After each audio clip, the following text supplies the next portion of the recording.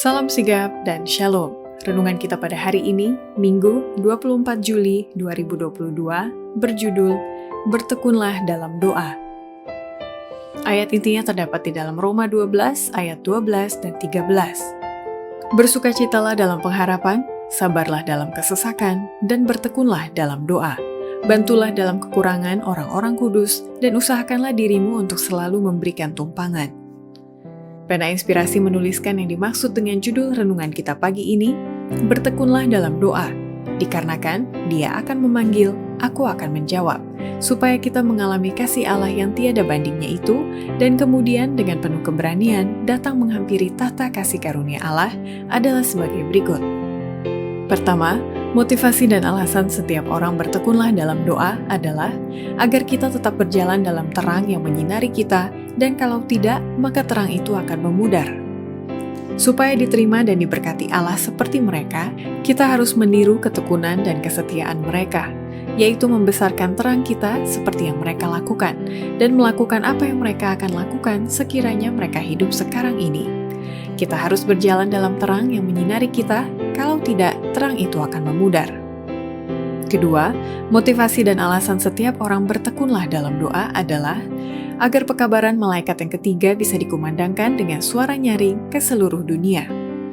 Siarkanlah pekabaran malaikat yang ketiga, agar dapat didengar di seluruh dunia. Biarlah dinyatakan bahwa yang penting di sini ialah ketekunan orang-orang kudus yang menuruti perintah Allah dan iman kepada Yesus. Biarlah penerbitan kita memberikan pekabaran sebagai satu kesaksian kepada dunia ini.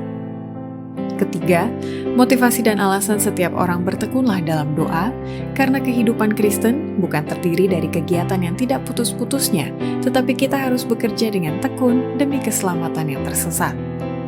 Kehidupan Kristen bukan terdiri dari kegiatan yang tidak putus-putusnya atau merenung terus-menerus. Orang Kristen harus bekerja dengan tekun demi keselamatan yang tersesat, dan mereka juga harus mengambil waktu untuk merenung, untuk berdoa, dan belajar firman Allah.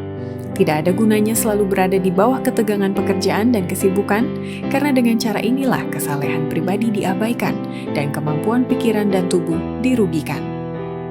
Keempat, motivasi dan alasan setiap orang bertekunlah dalam doa, karena tidak lama lagi kita harus bersiap menghadapi apa yang segera akan meledak di dunia ini sebagai suatu kejutan luar biasa. Orang-orang Kristen harus bersiap menghadapi apa yang segera akan meledak di dunia ini sebagai suatu kejutan luar biasa, dan persiapan ini harus mereka adakan melalui belajar firman Allah dengan tekun serta berusaha menyesuaikan kehidupan mereka dengan pengajaran-pengajarannya.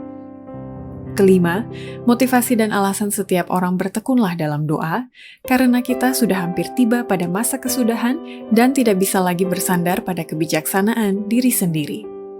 Sekarang dan seterusnya, sampai masa kesudahan, umat Allah harus lebih tekun, lebih waspada, tidak bersandar pada kebijaksanaan mereka sendiri, melainkan percaya pada hikmat pemimpin mereka.